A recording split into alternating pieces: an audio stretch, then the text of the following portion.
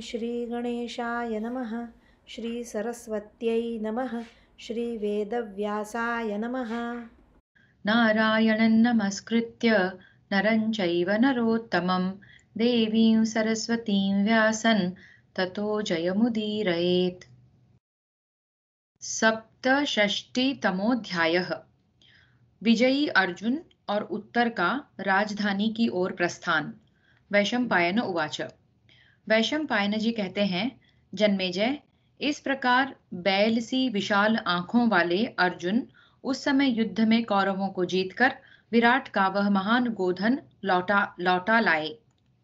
जब कौरव दल के लोग चले गए या इधर उधर सब दिशाओं में भाग गए, उस समय बहुत से कौरव सैनिक जो घने जंगल में छिपे हुए थे, वहां से निकलकर डरते डरते अर्जुन के पास आए। उनके मन में भय समा गया था। वे भूखे प्यासे और थके मांदे थे। परदेश में होने के कारण उनके हृदय की व्याकुलता और बढ़ गई थी। वे उस समय केश खोले और हाथ जोड़े हुए खड़े दिखाई दिए। वे सबके सब अर्जुन को प्रणाम करके घबराए हुए बोले, कुंती नंदन, हम आपकी क्या सेवा करें? अर्जुन, हम आपसे हृदय के भीतर छिपे हुए अपने प्राणों की रक्षा के लिए याचना करते हैं। हम लोग आपके दास और अनाथ हैं, अतः आपको सदा हमारी रक्षा करनी चाहिए। अर्जुन उवाच। अर्जुन ने कहा, सैनिकों, जो लोग अनाथ, दुखी, दीन, दुर्बल, वृद्ध, पराजित, अस्त्र शस्त्रों को नीचे डाल देने वाले, प्राणों से निराश एवं हाथ जोड़कर शरणागत होते हैं, उन सबको मैं नहीं मारता हूँ। तुम्हारा भला हो, तुम कुशल पूर्वक घर लौट जाओ। तुम्हें मेरी ओर से किसी प्रकार का भय नहीं होना चाहिए। मैं संकट में पड़े हुए मनुष्यों को नहीं नहीं मारना चाहता। इस बात के लिए मैं तुम्हें पूरा पूरा विश्वास दिलाता हूँ। वैशंपायन उवाच। वैशंपायन जी कहते हैं, जन्मेजय, अर्जुन की वह अभयदान युक्त वाणी सुनकर वहां आए हुए समस्त योद्धाओं ने उन्हें आयु, कीर्ति तथा सुयश बढ़ाने वाले आशीर्वाद देते हुए उनका अभिनंदन किया। उस समय अर्जुन शत्रुओं को छोड़कर उन्हें जीवन दान दे मद की धारा बहाने वाले हाथी की भांति मस्ती की चाल से विराट नगर की ओर लौटे जा रहे थे। कौरवों को उन पर आक्रमण करने का साहस नहीं हुआ। कौरवों की सेना मेघों की घटा सी उमड़ आई थी, किंतु शत्रुहंता पार्थ ने उसे मार भगाया। इस प्रकार शत्रु सेना को परास्त करके अर्जुन ने उत्तरा को पुनः हृदय से लगाकर कहा अर्जुन ने उत्तर को पुनः हृदय से लगाकर कहा, तात, तुम्हारे पिता के समीप समस्त पांडव निवास करते हैं। यह बात अब तक तुम्ही को विदित हुई है, अतः तुम नगर में प्रवेश करके पांडवों की प्रशंसा न करना, नहीं तो मत्स्यराज डर कर प्राण त्याग देंगे। राजधानी में प्रवेश करके पिता के समीप जाने पर तुम यही कहना कि मैंने कौरवों की उस विशाल सेना पर विजय पाई है और मैंने ही शत्रुओं से अपनी गौओं को जीता है। सारांश यह कि युद्ध में जो कुछ हुआ है वह सब तुम अपना ही किया हुआ पराक्रम बताना। उत्तर उवाच। उत्तर ने कहा, सव्यसाचिन, आपने जो पराक्रम किया है वह दूसरे के लिए असंभव है। वैसा अद्भुत कर्म करने की मुझ में शक्ति नहीं है। तथापि जब तक आप मुझे आज्ञा न देंगे तब तक पिताजी के निकट आपके विषय में मैं कुछ भी नहीं कहूंगा। वैशंपायन उवाच। वैशंपायन जी कहते हैं, जन्मेजय, विजयशील अर्जुन पूर्वोक्त रूप से शत्रु सेना को परास्त करके कौरवों के हाथ से सारा गोधन छीन लेने के बाद पुनः श्मशान भूमि में उसी शमी वृक्ष के समीप आकर खड़े हुए। उस समय उनके सभी अंग बाणों के आघात से क्षत विक्षत हो रहे थे। तदनंतर वह अग्नि के समान तेजस्वी महावानर ध्वज निवासी भूतगणों के साथ आकाश में उड़ गया। उसी प्रकार ध्वज सहित वह दैवी माया भी विलीन हो गई और अर्जुन के रथ में फिर वही सिंह ध्वज लगा दिया गया। कुरु कुशल शिरोमणि पांडवों के युद्ध क्षमतावर्धक आयुधों, तरकसों और बाणों को फिर पूर्ववत क्षमी वृक्ष पर रखकर मत्स्य कुमार उत्तर महात्मा अर्जुन को सारथी बना उनके साथ प्रसन्नता पूर्वक नगर को चला।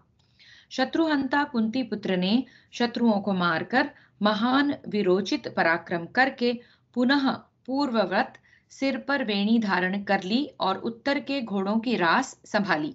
इस प्रकार बृहन्नला का रूप धारण कर महामना अर्जुन ने सारथी के रूप में प्रसन्नता पूर्वक राजधानी में प्रवेश किया।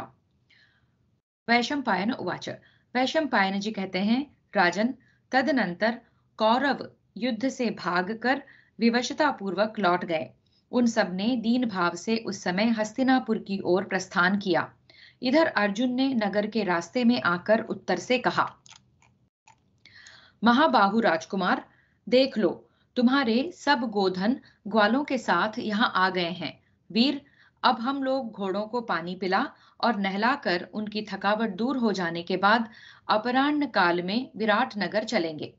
तुम्हारे द्वारा भेजे हुए ये ग्वाले तुरंत नगर में विजय का प्रिय संवाद सुनाने के लिए जाएं और यह घोषित कर दें कि राजकुमार उत्तर की जीत हुई है। वैशंपायन उवाच।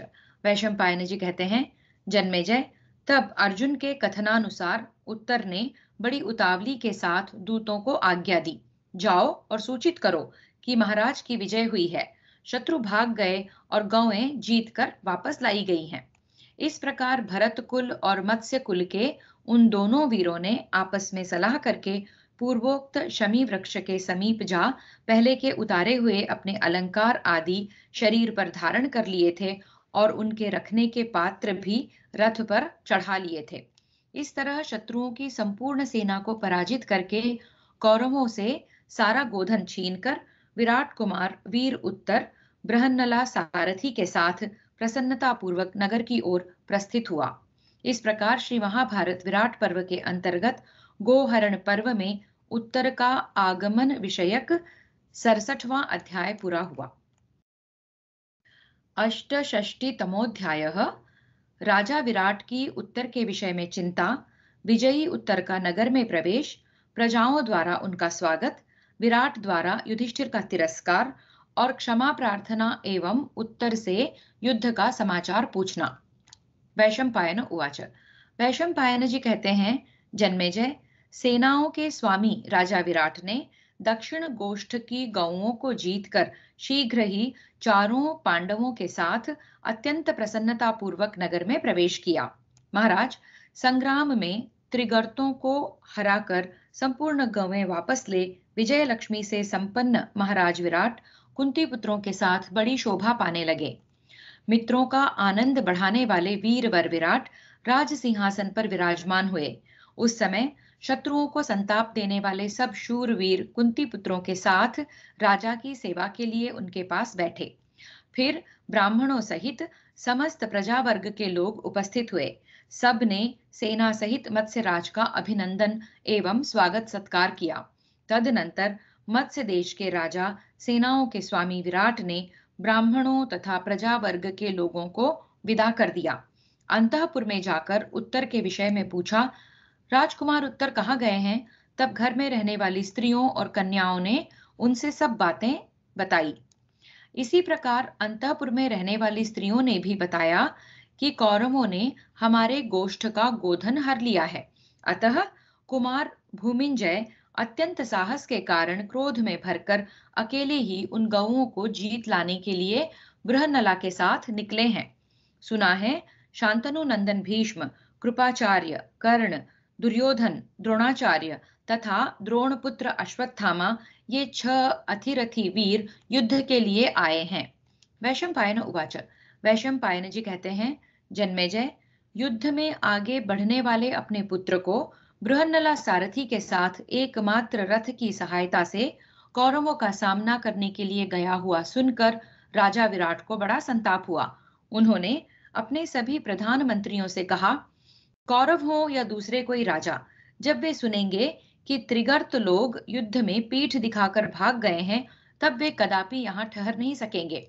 अतः मेरे सैनिकों में से जो लोग त्रिगर्तों के साथ होने वाले युद्ध में घायल नहीं हुए हों, वे सब विशाल सेना के साथ राजकुमार उत्तर की रक्षा के लिए जाएं। तत्पश्चात उन्होंने पुत्र की रक्षा के लिए विचित्र विचित्र आयुधों और आभूषणों से विभूषित घुड़सवारों, हाथी सवारों, रथरोहियों तथा पैदल योद्धाओं के समूहों को, जो बड़े शूरवीर थे, भेजा। इस बार सेनाओं के स्वामी मत्स्य नरेश विराट ने अपनी उस चतुरंगिणी सेना को शीघ्र आदेश दिया, जाओ शीघ्र पता लगाओ कुमार जीवित हैं या नहीं। एक हिजड़ा जिसका सारथी बनकर गया है, वह मेरी समझ से तो अब जीवित नहीं होगा। वैशंपायन उवाच। वैशंपायन जी कहते हैं, जन्मेजय, राजा विराट को बहुत दुखी देखकर धर्मराज युधिष्ठिर ने उनसे हंसकर कहा, नरेंद्र, यदि बृहन्नला सारथी है तो यह विश्वास कीजिए कि शत्रु आज आपकी वे गौएं नहीं ले जा सकेंगे। इस हितैषी सारथी के सहयोग से सब कार्य ठीक ठीक कर लेने पर आपका पुत्र युद्ध में समस्त राजाओं तथा संगठित होकर आए हुए कौरवों की तो बात ही क्या, देवता, असुर, सिद्ध और यक्षों पर भी निश्चय ही विजय पा सकता है। वैशंपायन उवाच। वैशंपायन जी कहते हैं, राजन, इसी समय उत्तर के भेजे हुए शीघ्रगामी दूतों ने विराट नगर में आकर विजय की सूचना दी। मंत्री ने वह सब समाचार महाराज से कह सुनाया। अपने पक्ष की उत्तम विजय और कौरवों की करारी हार हुई है। राजकुमार उत्तर नगर में आ रहे हैं। समस्त गौएं जीत ली गई तथा कौरव परास्त होकर भाग गए। शत्रुओं को संताप देने वाले कुमार उत्तर सारथी सहित सकुशल हैं। युधिष्ठिर उवाच। युधिष्ठिर ने कहा, महाराज, सौभाग्य की बात है कि गौएं जीत ली गईं और कौरव भाग गए। आपके पुत्र ने कौरवों पर विजय पाई है, उसे मैं कोई आश्चर्य की बात नहीं मानता। जिसका सारथी बृहन्नला हो, उसकी विजय तो निश्चित ही है। देवराज इंद्र का शीघ्रगामी सारथी मातली तथा श्री कृष्ण का सारथी दारुक, ये दोनों बृहन्नला की समानता नहीं कर सकते। वैशंपायन उवाच। वैशंपायन जी कहते हैं, जन्मेजय, अपने अमित पराक्रमी कुमार की विजय का समाचार सुनकर राजा विराट बड़े प्रसन्न हुए। उनके शरीर में रोमांच हो आया। उन्होंने वस्त्र और आभूषणों से उन दूतों का सत्कार किया और मंत्री को आज्ञा दी, मेरे नगर की सड़कों को पताकाओं से अलंकृत किया जाए। फूलों तथा नाना प्रकार के उपहारों से सब देवताओं की पूजा होनी चाहिए। कुमार, मुख्य मुख्य योद्धा, श्रृंगार से सुशोभित वरांगनाएं और सब प्रकार के बाजे गाजे मेरे पुत्र की अगवानी में भेजे जाएं। एक मनुष्य शीघ्र ही हाथ में घंटा लिए मत वाले गजराज पर बैठ जाए और नगर के समस्त चौराहों पर हमारी विजय का संवाद सुनावे। राजकुमारी उत्तरा भी उत्तम श्रृंगार और सुंदर वेशभूषा से सुशोभित हो अन्य राजकुमारियों के साथ मेरे पुत्र की अगवानी में जाएं। वैशंपायन उवाच।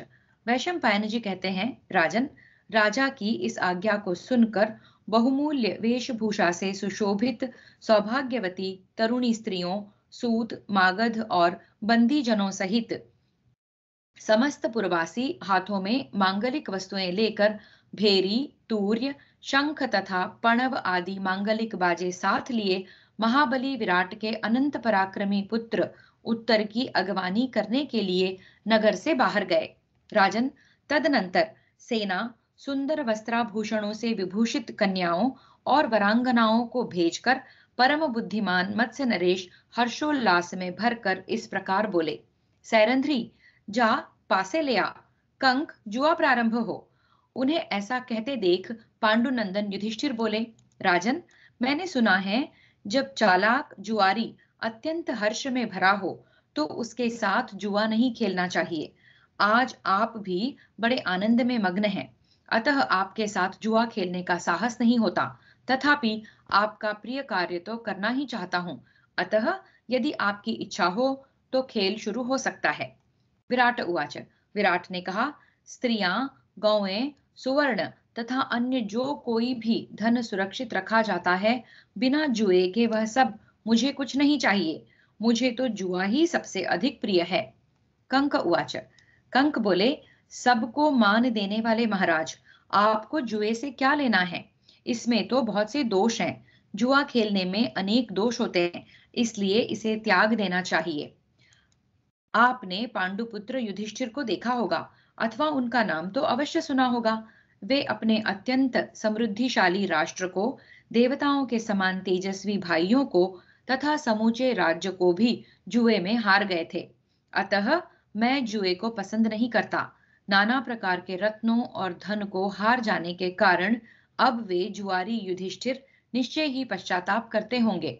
इस जुए में आसक्त होने पर राज्य का नाश होता है। फिर जुआरी एक दूसरे के प्रति कटु वचनों का प्रयोग करते हैं। जुआ एक ही दिन में महान धनराशि का नाश करने वाला है। अतः विद्वान पुरुषों को इस धोखा देने वाले जुए पर कभी विश्वास नहीं करना चाहिए। राजन, तो भी यदि आपकी रुचि और आग्रह हो तो हम खेलेंगे ही। वैशंपायन उवाच। वैशंपायन जी कहते हैं, जन्मेजय, जुए का खेल आरंभ हो गया। खेलते खेलते मत्स्यराज ने पांडुनंदन से कहा, देखो, आज मेरे बेटे ने युद्ध में उन प्रसिद्ध कौरवों पर विजय पाई है। तब महात्मा राजा युधिष्ठिर ने विराट से कहा, बृहन्नला जिसका सारथी हो वह युद्ध में कैसे नहीं जीतेगा। यह सुनते ही मत्स्य नरेश कुपित हो उठे और पांडुनंदन से बोले, अधम ब्राह्मण, तू मेरे पुत्र के समान तू मेरे पुत्र के समान तू मेरे पुत्र के सामने एक हिजड़े की प्रशंसा करता है। क्या कहना चाहिए और क्या नहीं, इसका तुझे ज्ञान नहीं है। निश्चय ही तू अपनी बातों से मेरा अपमान कर रहा है। भला मेरा पुत्र भीष्म, द्रोण आदि समस्त वीरों को क्यों नहीं जीत लेगा। ब्राह्मण, मित्र होने के नाते ही मैं तुम्हारे इस अपराध को क्षमा करता हूँ। यदि जीने की इच्छा हो तो फिर ऐसी बात न करना। युधिष्ठिर उवाच। युधिष्ठिर बोले, जहां द्रोणाचार्य, भीष्म, अश्वत्थामा, कर्ण, कृपाचार्य, राजा दुर्योधन तथा अन्य महारथी उपस्थित हों, वहां बृहन्नला के सिवा दूसरा कौन पुरुष, चाहे वह देवताओं से घिरा हुआ साक्षात देवराज इंद्र ही क्यों न हो, उन सब संगठित वीरों का सामना कर सकता है। बाहुबल में जिसकी समानता करने वाला न कोई हुआ है और न होगा ही। युद्ध का अवसर आया देखकर जिसे अत्यंत हर्ष होता है, जिसने युद्ध में एकत्र हुए देवता, असुर और मनुष्य सबको जीत लिया है, वैसे बृहन्नला जैसे सहायक के होने पर राजकुमार उत्तर विजयी क्यों न होंगे। विराट उवाच। विराट ने कहा, कंक, मैंने बहुत बार मना किया तो भी तू अपनी जबान नहीं बंद कर रहा है। सच है, यदि शासन करने वाला राजा न हो तो कोई भी धर्म का आचरण नहीं कर सकता। वैशंपायन उवाच। वैशंपायन जी कहते हैं, जन्मेजय, इतना कहकर कोप में भरे हुए राजा विराट ने वह पासा युधिष्ठिर के मुख पर जोर से दे मारा तथा रोष पूर्वक डांटते हुए उनसे कहा, फिर कभी ऐसी बात न करना। पासे का आघात जोर से लगा था, अतः उनकी नाक से रक्त की धारा बह चली, किंतु धर्मात्मा युधिष्ठिर ने उस रक्त को पृथ्वी पर गिरने से पहले ही अपने दोनों हाथों में रोक लिया और पास ही खड़ी हुई द्रौपदी की ओर देखा। द्रौपदी अपने स्वामी के मन के अधीन रहने वाली और उनकी अनुगामिनी थी। उस सती साध्वी देवी ने उनका अभिप्राय समझ लिया, अतः जल से भरा हुआ सुवर्णमय पात्र ले आकर युधिष्ठिर की नाक से जो रक्त बहता था वह सब उसमें ले लिया। इसी समय राजकुमार उत्तर बड़े हर्ष के साथ स्वच्छंद बड़े हर्ष के साथ स्वच्छंदता पूर्वक नगर में आए। मार्ग में उनके ऊपर उत्तम गंध और भांति भांति के पुष्पहार बरसाए जा रहे थे। मत्स्य देश के लोगों, पुरवासियों तथा सुंदरी स्त्रियों ने उनका स्वागत किया। फिर राजभवन के द्वार पर पहुंचकर उन्होंने पिता को अपने आगमन की सूचना करवाई। तब द्वारपाल ने भीतर जाकर महाराज विराट से कहा, प्रभो, बृहन्नला के साथ राजकुमार उत्तर द्वार पर खड़े हैं। इस समाचार से प्रसन्न होकर मत्स्यराज अपने सेवक से बोले, मैं उन दोनों से मिलना चाहता हूं, अतः उन्हें शीघ्र भीतर ले आओ। तब जाते हुए सेवक के कान में युधिष्ठिर ने धीरे से कहा, पहले अकेले राजकुमार उत्तर ही यहाँ आवें, बृहन्नला को साथ में न ले आना। महाबाहो, बृहन्नला का यह निश्चित व्रत है कि जो युद्ध भूमि के सिवा अन्य किसी स्थान में मेरे शरीर में घाव कर दे या रक्त बहता दिखा दे, वह किसी प्रकार जीवित न रहने पाए। फिर से, महाबाहो, बृहन्नला का यह निश्चित व्रत है कि जो युद्ध भूमि के सिवा अन्य किसी स्थान में मेरे शरीर में घाव कर दे या रक्त बहता दिखा दे, वह किसी प्रकार जीवित न रहने पाए। मेरे शरीर में रक्त देखकर वह अत्यंत कुपित हो उठेगा और इस अपराध को क्षमा नहीं करेगा एवं राजा विराट को मंत्री, सेना और वाहनों सहित यहीं मार यही मार डालेगा। डालेगा। वैशंपायन उवाच। उवाच। वैशंपायन जी कहते हैं, जन्मेजय, तदनंतर राजा विराट के ज्येष्ठ पुत्र कुमार भूमिंजय यानी कि उत्तर ने भीतर प्रवेश किया और पिता के दोनों चरणों में प्रणाम करके कंक को भी मस्तक झुकाया। उसने देखा कंक एकांत में भूमि पर बैठे हैं। सैरंध्री उनकी सेवा में उपस्थित है। उनका मन एकाग्र नहीं है और वे निरपराध हैं, तो भी उनके शरीर से रक्त बह रहा है। तब उत्तर ने बड़ी उतावली के साथ अपने पिता से पूछा, राजन, किसने इन्हें मारा है? किसने यह पाप किया है? विराट उवाच। विराट ने कहा, बेटा, मैंने ही इस कुटिल को मारा है। यह इतने सम्मान के योग्य कदापि नहीं है।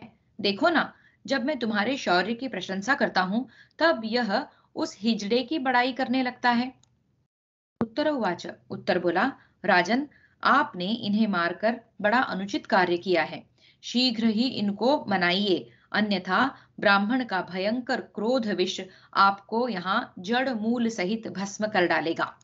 वैशंपायन उवाच। वैशंपायन जी कहते हैं, राजन, पुत्र की यह बात सुनकर अपने राष्ट्र की वृद्धि करने वाले महाराज विराट ने राख में छिपी हुई अग्नि की भांति तेजस्वी कुंती नंदन युधिष्ठिर से क्षमा मांगी। राजा को क्षमा मांगते देख पांडुनंदन युधिष्ठिर ने कहा, राजन, मैंने चिरकाल से क्षमा का व्रत ले रखा है, अतः आपका यह अपराध क्षमा हो चुका है। मुझे आप पर जरा भी क्रोध नहीं है। महाराज, यदि मेरी नाक से बहने वाला यह रक्त धरती पर गिर जाता तो आप सारे राष्ट्र के साथ नष्ट हो जाते, इसमें कोई संशय नहीं है। राजन, जो किसी की निंदा या अपराध न करे, उसे मार देना अन्याय है। तथापि मैं आपके इस कार्य की निंदा नहीं करता, क्योंकि बलवान राजा को प्रायः शीघ्र ही ऐसे कठोर कर्म करने का अवसर प्राप्त हो जाता है। वैशंपायन उवाच। वैशंपायन जी कहते हैं, राजन, जब युधिष्ठिर की नाक से रक्त बहना बंद हो गया, उस समय बृहन्नला ने राजसभा में प्रवेश किया। उसने विराट को नमस्कार करके कंक को भी प्रणाम किया। इधर मत्स्य नरेश कुरुनंदन युधिष्ठिर से क्षमा मांगकर सव्यसाची अर्जुन के सुनते हुए ही रणभूमि से आए हुए उत्तर की प्रशंसा करने लगे। कैकेयी कैकेयी नंदन, तुम्हें पाकर मैं वास्तव में पुत्रवान हूं। तुम्हारे समान मेरा दूसरा कोई पुत्र न हुआ है, न होगा ही।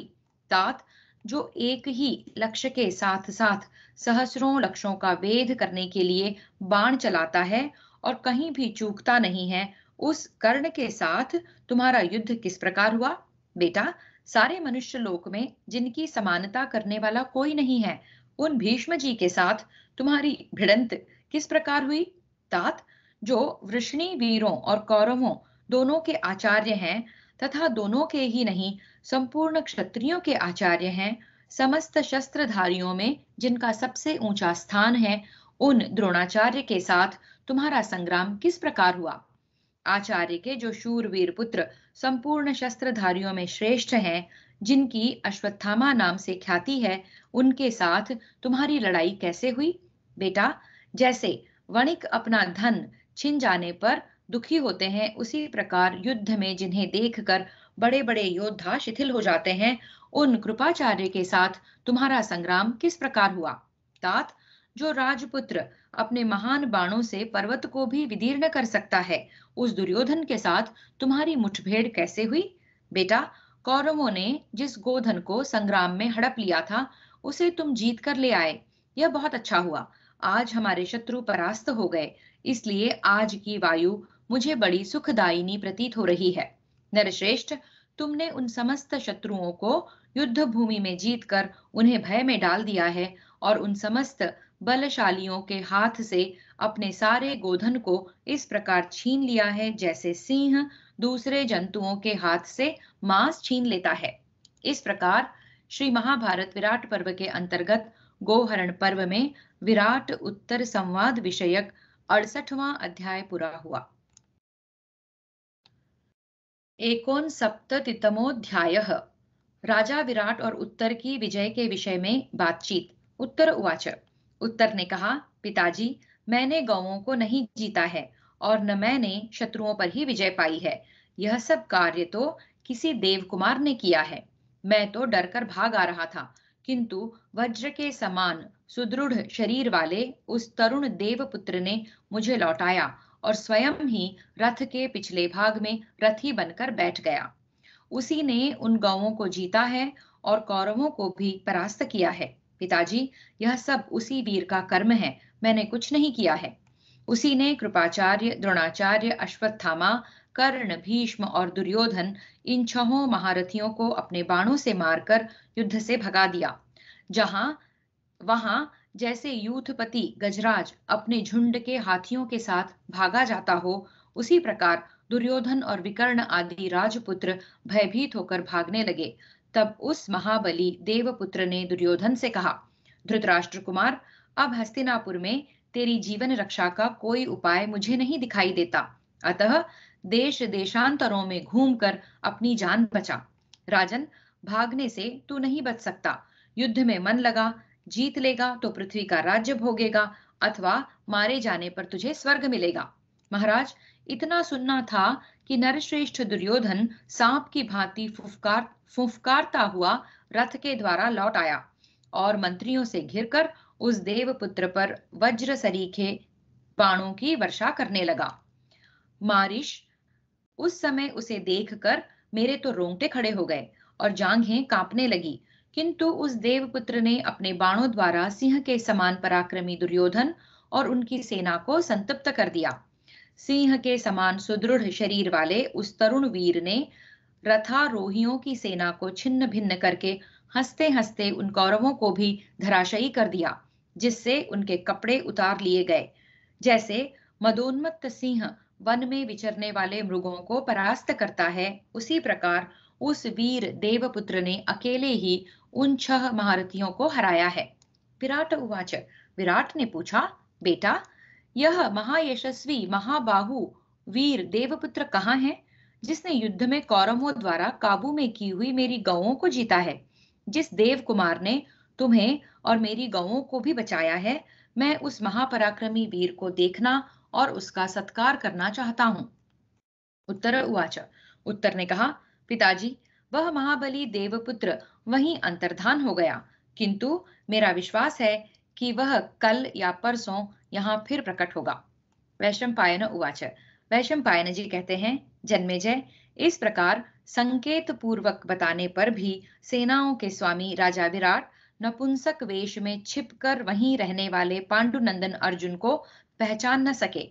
तदनंतर महामना विराट की आज्ञा से बृहन्नला रूपी अर्जुन ने स्वयं विराट कन्या उत्तरा को वे सब कपड़े जो महारथियों के शरीर से उतारे गए थे दे दिए। भामिनी उत्तरा उन भांति भांति के नवीन एवं बहुमूल्य वस्त्रों को लेकर बहुत प्रसन्न हुई। जन्मेजय, कुंती नंदन अर्जुन ने महामना उत्तर के साथ राजा युधिष्ठिर को प्रकट करने के विषय में सलाह की और क्या क्या करना चाहिए, इन सब बातों का निश्चय कर लिया। नरश्रेष्ठ, तदनंतर उन्होंने उसी निश्चय के अनुसार सब कार्य ठीक ठीक किया। भरतकुल शिरोमणि पांडव मत्स्य नरेश के पुत्र उत्तर के साथ वह सब व्यवस्था करके बड़े प्रसन्न हुए। इस प्रकार श्री महाभारत विराट पर्व के अंतर्गत गोहरण पर्व में विराट उत्तर संवाद विषयक 69वां अध्याय पूरा हुआ। वैवाहिक पर्व 70तमोऽध्यायः। अर्जुन का राजा विराट को महाराज युधिष्ठिर का परिचय देना। वैशंपायन उवाच। वैशंपायन जी कहते हैं, जन्मेजय, तदनंतर नियत समय तक अपनी प्रतिज्ञा का पालन करके अग्नि के समान तेजस्वी 5 भाई महारथी पांडव तीसरे दिन स्नान करके श्वेत वस्त्र धारण कर समस्त राजोचित आभूषणों से विभूषित हो राजसभा में द्वार पर स्थित मदोन्मत्त गजराजों की भांति सुशोभित होने लगे। वे राजा युधिष्ठिर को आगे करके विराट की सभा में गए और राजाओं के लिए रखे हुए सिंहासनों पर बैठे। उस समय वे भिन्न भिन्न यज्ञ वेदियों पर प्रज्वलित अग्नियों के समान प्रकाशित हो रहे थे। पांडवों के वहां बैठ जाने पर राजा विराट अपने समस्त राजकाज करने के लिए सभा में आए। वहां प्रज्वलित अग्नियों के समान तेजस्वी श्री संपन्न पांडवों को देखकर पृथ्वीपति विराट ने 2 घड़ी तक मन ही मन कुछ विचार किया। फिर वे कुपित होकर देवता के समान स्थित मरुदगणों से घिरे हुए देवराज इंद्र के तुल्य सुशोभित कंक से बोले, कंक, तुम्हें तो मैंने पासा फेंकने वाला सभासद बनाया था। आज बन ठनकर राज सिंहासन पर कैसे बैठ गए? वैशंपायन उवाच।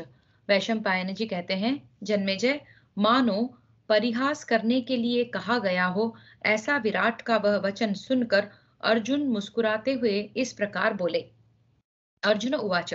अर्जुन ने कहा, राजन, आपके राजासन की तो बात ही क्या है, ये तो इंद्र के भी आधे सिंहासन पर बैठने के अधिकारी हैं। ये ब्राह्मण भक्त, शास्त्रों के विद्वान, त्यागी, यज्ञशील तथा दृढ़ता के साथ अपने व्रत का पालन करने वाले हैं। ये मूर्तिमान धर्म हैं तथा पराक्रमी पुरुषों में श्रेष्ठ हैं। इस जगत में ये सबसे बढ़कर बुद्धिमान और तपस्या के परम आश्रय हैं। ये नाना प्रकार के ऐसे अस्त्रों को जानते हैं जिन्हें इस चराचर त्रिलोकी में दूसरा मनुष्य न तो जानता है और न कभी जान सकेगा। जिन अस्त्रों को देवता, असुर, मनुष्य, राक्षस, गंधर्व, यक्ष, किन्नर और बड़े बड़े नाग भी नहीं जानते, उन सब का इन्हें ज्ञान है। ये दीर्घदर्शी, महातेजस्वी तथा नगर और देश के लोगों को अत्यंत प्रिय हैं। ये पांडवों में अतिरथी वीर हैं एवं सदा यज्ञ और धर्म के अनुष्ठान में संलग्न तथा मन और इंद्रियों को वश में रखने वाले हैं। ये महर्षियों के समान हैं, राजर्षि हैं और समस्त लोकों में विख्यात हैं। बलवान, धैर्यवान, चतुर, सत्यवादी और जितेंद्रिय हैं।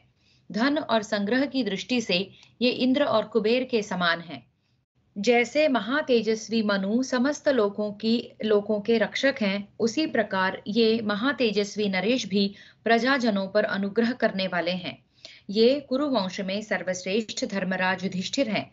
उदय काल के सूर्य की शांत प्रभा के समान इनकी सुखदायिनी कीर्ति समस्त संसार में फैली हुई है। जैसे सूर्योदय होने पर सूर्य के तेज के पश्चात उनकी किरणें समस्त दिशाओं में फैल जाती हैं, उसी प्रकार इनके सुयश के साथ साथ इनकी सुधा धवल किरणें समस्त दिशाओं में छा रही हैं। राजन, ये महाराज जब कुरु देश में रहते हैं, उस समय इनके पीछे 10,000 वेगवान हाथी चला करते हैं। इस प्रकार अच्छे घोड़ों से जुते हुए सुवर्णमाला मंडित 30,000 रथ भी उसी समय उनका अनुसरण करते हैं। जैसे महर्षि गण इंद्र की स्तुति करते हैं, उसी प्रकार पहले विशुद्ध मणिमय कुंडल धारण किए 800 सूत और मागध इनके गुण गाते हैं। राजन, जैसे देवगण धनाध्यक्ष कुबेर का दरबार किया करते हैं, वैसे ही सब राजा और कौरव किंकरों की भांति इनकी नित्य उपासना करते हैं।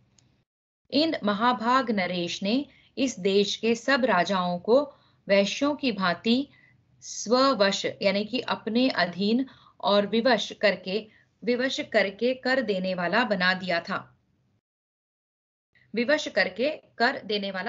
था। अर्थात सब राजा इन्हें कर दिया करते थे।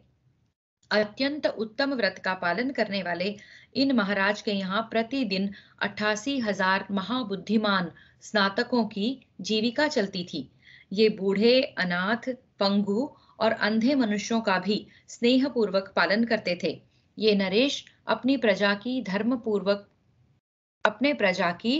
धर्मपूर्वक पुत्र की भांति रक्षा करते थे। ये भूपाल धर्म और इंद्रिय संयम में तत्पर तथा क्रोध को काबू में रखने के लिए दृढ़ प्रतिज्ञ हैं। ये बड़े कृपालु, ब्राह्मण भक्त और सत्यवक्ता हैं। इनके प्रताप से दुर्योधन शक्तिशाली होकर भी कर्ण, शकुनी तथा अपने गणों के साथ शीघ्र ही संतप्त होने वाला है। नरेश्वर, इनके सद्गुणों की गणना नहीं की जा सकती। ये पांडुनंदन नित्य धर्मपरायण तथा दयालु स्वभाव के हैं। राजन, समस्त राजाओं के शिरोमणि पांडुनंदन महाराज युधिष्ठिर इस प्रकार सर्वोत्तम गुणों से युक्त होकर भी राजोचित आसन के अधिकारी क्यों नहीं हैं? इस प्रकार श्री महाभारत विराट पर्व के अंतर्गत वैवाहिक पर्व में पांडव प्राकट्य विषयक 70वां अध्याय पूरा हुआ। 1सप्ततितमोऽध्यायः विराट को अन्य पांडवों का भी परिचय प्राप्त होना तथा विराट के द्वारा युधिष्ठिर को राज्य समर्पण करके अर्जुन के साथ उत्तरा के विवाह का प्रस्ताव करना। विराट उवाच। विराट ने कहा, यदि ये कुरुकुल के रत्न कुंती नंदन राजा युधिष्ठिर हैं, तो इनमें कौन इनके भाई अर्जुन हैं? कौन महाबली भीम है? नकुल सहदेव तथा यशस्विनी द्रौपदी कौन है? जब से कुंती पुत्र जुए में हार गए, तब से उनका कहीं भी पता नहीं लगा। अर्जुन उवाच। अर्जुन बोले, महाराज, ये जो पल्लव नामधारी आपके रसोइये हैं, ये ही भयंकर वेग और पराक्रम वाले भीमसेन हैं। ये ही गंधमादन पर्वत पर क्रोधवश नाम वाले राक्षसों को मारकर द्रौपदी के लिए दिव्य सौगंधिक कमल ले आए थे। दुरात्मा कीचकों का संहार करने वाले गंधर्व भी ये ही हैं। इन्होंने ही अपने अंतःपुर में अनेक व्याघ्रों, भालुओं और वराहों का वध किया है। इन्होंने ही आपके अंतःपुर में अनेक व्याघ्रों, भालुओं और वराहों का वध किया है। इन्होंने ही हिडिंब, बकासुर, किरमीर और जटासुर को मारकर वन को सर्वथा निष्कंटक और सुखमय बनाया था। और ये शत्रुओं को संताप देने वाले नकुल, जो अब तक आपके यहाँ अश्वशाला के प्रबंधक रहे हैं, और ये सहदेव हैं, जो गौओं की संभाल करते आए हैं। ये दोनों हमारी माता माद्री के पुत्र एवं महारथी वीर हैं। उत्तम श्रृंगार, सुंदर वेश और आभूषणों से सुशोभित ये दोनों भाई बड़े ही रूपवान और यशस्वी हैं। भरतवंशियों में श्रेष्ठ ये नकुल सहदेव युद्ध में सहस्रों महारथियों का सामना करने में समर्थ हैं। राजन, यह विकसित कमल दल के समान विशाल नेत्र, सुंदर कटि प्रदेश और मनोहर मुस्कान वाली सैरंध्री ही महारानी द्रौपदी है, जिसके धर्म की रक्षा के लिए कीचकों का वध किया गया। महाराज, मैं ही अर्जुन हूँ। अवश्य मेरा नाम भी आपके कानों में पड़ा होगा। मैं कुंती देवी का पुत्र हूँ, भीमसेन से छोटा और नकुल सहदेव से बड़ा हूँ। राजन, हम लोगों ने बड़े सुख से आपके महल में अज्ञातवास का समय बिताया है। जैसे संतान गर्भवास में रही हो, उसी प्रकार हम भी यहाँ अज्ञातवास में रहे हैं। वैशंपायन उवाच। वैशंपायन जी कहते हैं, राजन, जब अर्जुन ने 5 पांडव वीरों का परिचय दे दिया, तब विराट कुमार उत्तर ने अर्जुन का पराक्रम बताया। साथ ही उन्होंने 5 पांडवों का एक एक करके पुनः राजा को परिचय दिया। उत्तर उवाच। उत्तर बोले, पिताजी, विशुद्ध जाम्बूनद नामक सुवर्ण के समान जिनका गौर शरीर है, जो सबसे बड़े और सिंह के समान हृष्ट पुष्ट हैं, जिनकी नाक लंबी और बड़े बड़े नेत्र कुछ लालिमा लिए कानों तक फैले हुए हैं, ये ही कुरुकुल नरेश महाराज युधिष्ठिर हैं।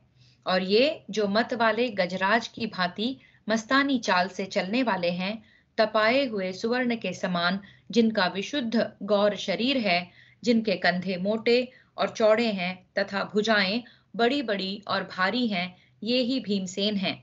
इन्हें अच्छी तरह देखिए। इनके बगल में जो महान धनुर्धर श्याम वर्ण के तरुण वीर विराज रहे हैं, जो यूथपति गजराज के समान शोभा पाते हैं, जिनके कंधे सिंह के समान ऊंचे और चाल मत वाले हाथी के समान मस्तानी है, ये ही कमल दल के समान विशाल नेत्रों वाले वीरवर अर्जुन हैं। महाराज युधिष्ठिर के समीप बैठे हुए वे इंद्र और उपेंद्र के समान दोनों नरश्रेष्ठ माद्री के जुड़वे पुत्र नकुल सहदेव हैं। संपूर्ण मानव जगत में इनके रूप, बल और शील की समानता करने वाला दूसरा कोई नहीं है। इन दोनों के बगल में ये जो तेजस्विनी देवी मूर्तिमती गौरी के समान खड़ी हैं, जिनके उत्तम अंगों से सुनहरी छटा छिटक रही है, जिनकी कांति नील कमल की आभा को लज्जित कर रही है, तथा जो देवताओं की भी देवी और साकार रूप में प्रकट हुई लक्ष्मी के समान शोभा पा रही है, ये ही द्रुपद कुमार महारानी कृष्णा है। वैशंपायन उवाच। वैशंपायन जी कहते हैं, राजन, इस प्रकार उन पांचों कुंती पुत्र पांडवों का राजा को परिचय देकर विराट कुमार ने अर्जुन का पराक्रम बताना प्रारंभ किया। उत्तर उवाच। उत्तर ने कहा, पिताजी, ये ही वे देवपुत्र हैं जो शत्रुओं का उसी प्रकार वध करते हैं जैसे सिंह मृगों का। ये ही कौरव रथारोहियों की सेना में उन सब श्रेष्ठ महारथियों को घायल करते हुए निर्भय विचर रहे थे। ये ही कौरव रथारोहियों की सेना में उन सब श्रेष्ठ महारथियों को घायल करते हुए निर्भय विचर रहे थे।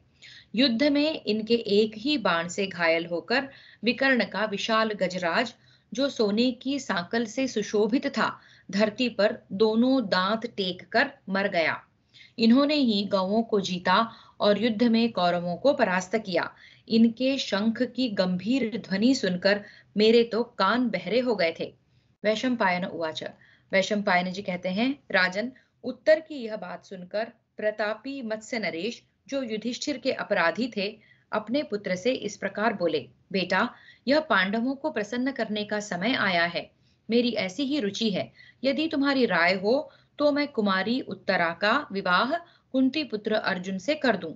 उत्तर उवाच। उत्तर ने कहा, पिताजी, पांडव लोग महान सौभाग्यशाली हैं।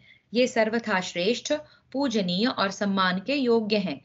मेरी समझ में इनके सत्कार का हमें अवसर भी मिल गया है। अतः इन पूजने योग्य पांडवों का आप अवश्य पूजन करें। विराट उवाच। विराट बोले, बेटा, मैं भी त्रिगर्तों के साथ होने वाले संग्राम में शत्रुओं के वशीभूत हो गया था, किंतु भीमसेन ने मुझे छुड़ाया और हमारी सब गौओं को भी जीता। इन पांडवों के ही बाहुबल से संग्राम में हमारी विजय हुई है। इसलिए वत्स, तुम्हारा भला हो, हम सब लोग मंत्रियों सहित चलकर पांडव श्रेष्ठ कुंती पुत्र युधिष्ठिर को उनके छोटे भाइयों सहित प्रसन्न करें। हमने अनजाने में उनके प्रति जो कुछ अनुचित वचन कह दिया है, वह सब ये धर्मात्मा पांडुपुत्र महाराज युधिष्ठिर क्षमा करें। वैशंपायन उवाच। वैशंपायन जी कहते हैं, राजन, तदनंतर राजा विराट ने बड़ी प्रसन्नता के साथ अपने पुत्र से मिलकर कुछ विचार किया। फिर उन महामना ने दंड, कोष और नगर आदि सहित संपूर्ण राज्य युधिष्ठिर को समर्पित कर दिया। फिर प्रतापी मत्स्यराज अर्जुन को आगे रखकर सब पांडवों से मिले और यह कहने लगे कि हमारा बड़ा सौभाग्य है जो आप लोगों का दर्शन हुआ। फिर उन्होंने युधिष्ठिर, भीम, अर्जुन तथा नकुल सहदेव का बार बार मस्तक सूंघा और सबको हृदय से लगाया। सेनाओं के स्वामी राजा विराट पांडवों को देख देख कर तृप्त नहीं होते थे। वे प्रेम पूर्वक राजा युधिष्ठिर से इस प्रकार बोले, बड़े सौभाग्य की बात है जो आप सब लोग वन से कुशल पूर्वक लौट आए। दुरात्मा कौरवों से अज्ञात रहकर आपने यह कष्ट साध्य अज्ञातवास का नियम पूरा कर लिया। यह भी बड़े आनंद की बात है। मेरा यह राज्य कुंती पुत्र को समर्पित है। इसके सिवा और भी जो कुछ मेरे पास है, वह सब पांडव लोग बिना किसी संकोच के ग्रहण करें। सव्यसाची धनंजय मेरी कन्या उत्तरा को पत्नी रूप में स्वीकार करें। ये नरश्रेष्ठ उसके लिए सर्वथा योग्य पति हैं।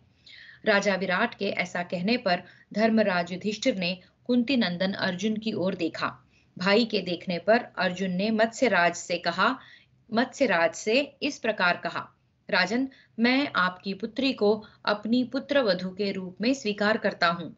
मत्स्य और भरत वंश का यह संबंध सर्वथा उचित है। इस प्रकार श्री महाभारत विराट पर्व के अंतर्गत वैवाहिक पर्व में उत्तरा विवाह प्रस्ताव विषयक 71वां अध्याय पूरा हुआ। 2सप्ततितमोऽध्यायः अर्जुन का अपनी पुत्र वधू के रूप में उत्तरा को ग्रहण करना एवं अभिमन्यु और उत्तरा का विवाह। विराट उवाच। विराट बोले, पांडव श्रेष्ठ, मैं स्वयं तुम्हें अपनी कन्या दे रहा हूँ, फिर तुम उसे अपनी पत्नी के रूप में क्यों नहीं स्वीकार करते? अर्जुन उवाच। अर्जुन ने कहा, राजन, मैं बहुत समय तक आपके रनिवास में रहा हूँ और आपकी कन्या को एकांत में तथा सबके सामने भी पुत्री भाव से ही देखता आया हूँ। उसने भी मुझ पर पिता की भांति ही विश्वास किया है। मैं नाचता तो था ही, गान विद्या में भी कुशल हूँ। अतः उसका मेरे प्रति बहुत अधिक प्रेम रहा है, किंतु आपकी पुत्री मुझे सदा आचार्य यानी कि गुरु की भांति मानती आई है। राजन, जब वह वयस्क हो चुकी थी, तब मैं उसके साथ 1 वर्ष तक रह चुका हूँ। प्रभो, ऐसी अवस्था में यदि मैं उसके साथ विवाह करूंगा, तो आपको या और किसी मनुष्य को हमारे चरित्र के विषय में अवश्य ही संदेह होगा, और यह युक्ति संगत ही होगा।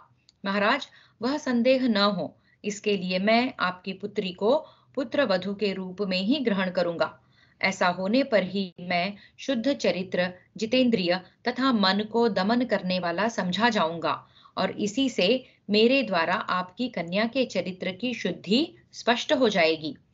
पुत्र वधू और पुत्री में तथा पुत्र अथवा आत्मा में भेद नहीं है, अतः उसे पुत्र वधू के रूप में ग्रहण करने पर मुझे कलंक की शंका नहीं दिखाई देती, और इससे हम दोनों की पवित्रता भी स्पष्ट हो जाएगी। परंतु मैं अभिशाप और मिथ्यावाद से डरता हूँ। यदि मैं आपकी पुत्री को पत्नी रूप में ग्रहण करूं, तो लोग यह कल्पना कर सकते हैं कि इन दोनों में पहले से ही अनुचित संबंध था। इसलिए राजन, मैं आपकी पुत्री उत्तरा को पुत्र वधू के रूप में ही ग्रहण करता हूँ। मेरा पुत्र देव कुमार के समान है। वह साक्षात भगवान वासुदेव का भांजा है। चक्रधारी श्री कृष्ण को वह बहुत प्रिय है। साथ ही वह सब प्रकार की अस्त्र विद्या में कुशल है। महाराज, मेरे उस महाबाहु पुत्र का नाम अभिमन्यु है। वह आपका सुयोग्य दामाद और आपकी पुत्री का उपयुक्त पति होगा। विराट उवाच। विराट बोले, पार्थ, आप कौरवों में श्रेष्ठ और कुंती देवी के पुत्र हैं। धनंजय में इस प्रकार धर्म का विचार होना उचित ही है। पांडुपुत्र अर्जुन ही इस प्रकार नित्य धर्म परायण और ज्ञान संपन्न हो सकते हैं। अब इसके बाद जो कर्तव्य आप ठीक समझें, उसे पूर्ण करें। मेरी सब कामनाएं पूर्ण हो गईं। जिसके संबंधी अर्जुन हो रहे हों, उसकी कौन सी कामना अपूर्ण रह सकती है? वैशंपायन उवाच। वैशंपायन जी कहते हैं, जन्मेजय, महाराज विराट के ऐसा कहने पर कुंती नंदन युधिष्ठिर ने उचित अवसर जान मत्स्य नरेश और पार्थ के इस संबंध का अनुमोदन किया। जन्मेजय, तदनंतर कुंती नंदन युधिष्ठिर तथा राजा विराट ने अपने अपने संपूर्ण सुहृदों एवं सगे संबंधियों को तथा भगवान वासुदेव को भी निमंत्रण भेजा। पांचों पांडवों का 13वां वर्ष तो पूर्ण हो ही चुका था। वे सबके सब राजा विराट के उपप्लव्य नामक नगर में आकर रहने लगे। पांडुनंदन अर्जुन ने आनर्त देश से अभिमन्यु, भगवान वासुदेव तथा दशार्ह वंश के अपने अन्य संबंधियों को भी वहां बुलवा लिया। काशीराज और शैब्य दोनों युधिष्ठिर के बड़े प्रेमी थे। वे दोनों नरेश एक एक अक्षौहिणी सेना के साथ उपप्लव्य नगर में आए। महाबली राजा द्रुपद भी एक अक्षौहिणी सेना के साथ पधारे। उनके साथ द्रौपदी के 5 वीर पुत्र, कभी परास्त न होने वाले शिखंडी और समस्त शस्त्रधारियों में श्रेष्ठ एवं दुर्धर्ष वीर धृष्टद्युम्न भी थे। इनके सिवा और भी अनेक राजा वहां पधारे, जो सबके सब एक एक अक्षौहिणी सेना के पालक, यज्ञकर्ता, यज्ञों में अधिक से अधिक दक्षिणा देने वाले, वेद और अवभ्रथ यानी यज्ञांत स्नान से संपन्न शूरवीर तथा पांडवों के लिए प्राण देने वाले थे। धर्मात्माओं में श्रेष्ठ मत्स्य नरेश विराट ने उन्हें आया हुआ देख सेवक, सेना और सवारियों सहित उन सबका विधि पूर्वक स्वागत किया। अभिमन्यु को अपनी पुत्री का वागदान करके राजा विराट बहुत प्रसन्न थे। तत्पश्चात सब राजा लोग अपने अपने लिए नियत किए हुए स्थानों में विश्राम के लिए पधारे। वहां वनमालाधारी वसुदेव नंदन भगवान श्री कृष्ण, हल रूपी शस्त्र धारण करने वाले बलराम, रुदीक पुत्र कृतवर्मा, युयुधान नाम से प्रसिद्ध सात्यकी, अनाधृष्टि, अक्रूर, सांब और निषठ, ये सभी शत्रु संतापन वीर शत्रु संतापन वीर अभिमन्यु और उसकी माता सुभद्रा को साथ लिए वहां पधारे थे। जिन्होंने 1 वर्ष तक द्वारका में निवास किया था, वे इंद्रसेन तथा सारथी भी अच्छी तरह सब सामग्रियों से संपन्न किए हुए रथों सहित वहां आए थे। परम तेजस्वी वृष्णि वंश शिरोमणि भगवान वासुदेव के साथ 10,000 हाथी, उनसे दुगुने अर्थात 20,000 घोड़े, 10,000 रथ, 10 लाख पैदल सेना थी। इसके सिवा वृष्णि, अंधक तथा भोज वंश के और भी बहुत से महापराक्रमी वीर उनके साथ पधारे थे। भगवान श्री कृष्ण ने महात्मा पांडवों को दहेज या निमंत्रण में बहुत सी दासियां, नाना प्रकार के रत्न और बहुत से वस्त्र पृथक पृथक भेंट किए। तत्पश्चात मत्स्य और पार्थ कुल के वैवाहिक संबंध का कार्य विधि पूर्वक संपन्न होने लगा। तदनंतर कुंती पुत्रों के साथ संबंध स्थापित करने वाले मत्स्य नरेश के महल में शंख, नगाड़े, गोमुख और डंबर आदि भांति भांति के बाजे बजने लगे। साथ ही उन्होंने खाने योग्य अन्न, भोज्य और पीने आदि की सामग्री भी प्रचुर मात्रा में प्रस्तुत की। गाने वाले, प्राचीन उपाख्यान सुनाने वाले, नट और वैतालिक, सूत, मागध आदि के साथ उपस्थित हो पांडवों की स्तुति प्रशंसा करने लगे। मत्स्य नरेश के रनवास की सुंदरी स्त्रियां रानी सुदेशना को आगे करके महारानी द्रौपदी के यहाँ आई। उन सब के सभी अंग मनोहर थे। उन सब ने विशुद्ध मणिमय कुंडल पहन रखे थे। वे सभी नारियां उत्तम वर्ण की थीं। रूपवती होने के साथ ही वे भांति भांति के सुंदर आभूषणों से विभूषित भी थीं, परंतु द्रुपद कुमारी कृष्णा ने अपने दिव्य रूप, यश और उत्तम कांति से उन सबको तिरस्कृत कर दिया। उस समय राजकुमारी उत्तरा वस्त्राभूषणों से अलंकृत हो महेंद्र पुत्री जयंती सी सुशोभित हो रही थी। राज परिवार की स्त्रियां उसे आगे करके दोनों ओर से घेर कर वहां उपस्थित हुईं। उस समय कुंती नंदन अर्जुन ने अपने पुत्र सुभद्रा कुमार अभिमन्यु के लिए निर्दोष अंगों वाली विराट राजकुमारी उत्तरा को ग्रहण किया। वहां इंद्र के समान रूप धारण किए कुंती पुत्र महाराज युधिष्ठिर भी खड़े थे। उन्होंने भी उत्तरा को पुत्रवधू के रूप में अंगीकार किया। इस प्रकार पार्थ ने उत्तरा को ग्रहण करके भगवान श्री कृष्ण के सामने महामना अभिमन्यु और उत्तरा का विवाह संस्कार संपन्न कराया। विवाह काल में विराट ने प्रज्वलित अग्नि में विधिवत होम कराकर ब्राह्मणों का पूजन करने के पश्चात दहेज में वर पक्ष को वायु के समान वेगवान 7,000 घोड़े, 200 बड़े बड़े हाथी तथा और भी बहुत सा धन भेंट किया। साथ ही राजपाट, सेना और खजाने सहित सब कुछ एवं अपने आप को भी उनकी सेवा में समर्पित कर दिया। विवाह संपन्न हो जाने पर धर्मपुत्र युधिष्ठिर ने भगवान श्री कृष्ण से जो धन मिला था उसमें से बहुत कुछ ब्राह्मणों को दान किया। हजारों गौएं, रत्न, नाना प्रकार के वस्त्र, आभूषण, मुख्य मुख्य वाहन, शैया, भोजन सामग्री तथा भांति भांति की पीने योग्य उत्तम वस्तुएं भी अर्पण की। जन्मेजय, उस समय हजारों लाखों रुष्ट पुष्ट मनुष्यों से भरा हुआ मत्स्यराज का वह नगर मूर्तिमान महोत्सव सा सुशोभित हो रहा था। इस प्रकार व्यास निर्मित श्री महाभारत नामक 1,00,000 श्लोकों की संहिता में विराट पर्व के अंतर्गत वैवाहिक पर्व में उत्तरा विवाह विषयक 72वां अध्याय पूरा हुआ। श्रवण महिमा। पुण्यकर्मा महात्मा पांडवों का पवित्र चरित्र सुनकर श्रोताओं को आधि यानी कि मानसिक दुख और व्याधि यानी कि शारीरिक कष्ट का भय नहीं होता। पांडवों का जो दुर्गति से उद्धार हुआ उस प्रसंग का पाठ करने पर मनुष्य के लिए भारी से भारी संकट से छूटना सरल हो जाता है। उन्हें सुभिक्ष, क्षेम, आरोग्य तथा पुण्य की वृद्धि सुलभ होती है। अर्जुन के चरित्र का स्मरण करने से सारे पाप नष्ट हो जाते हैं। सब प्रकार की संपदाएं प्राप्त होती हैं और मनुष्य अकेला या असहाय होने पर भी शत्रुओं पर विजय प्राप्त कर लेता है। इतना ही नहीं, अतिवृष्टि आदि ईतियों का नाश होता है और प्रियजनों से भी कभी वियोग नहीं होता। विराट पर्व की कथा सुनकर अपने वैभव के अनुसार भांति भांति के वस्त्र, सुवर्ण, धान्य और गौ गौ ये वस्तुएं देवताओं की प्रसन्नता के लिए श्रेष्ठ ब्राह्मणों को दान करनी चाहिए। वाचक के भली भांति संतुष्ट होने पर सब देवता संतुष्ट होते हैं। तत्पश्चात यथाशक्ति घी और मिश्री मिलाई हुई खीर का ब्राह्मणों को भोजन करावें। इस विधि से विराट पर्व सुनने पर श्रोता को उत्तम फल की प्राप्ति होती है।